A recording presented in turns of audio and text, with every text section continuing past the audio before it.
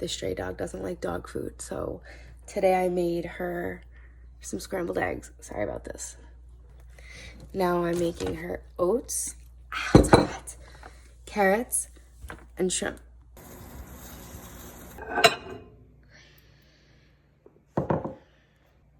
It's really fun cooking for the dog because it doesn't really matter how it tastes.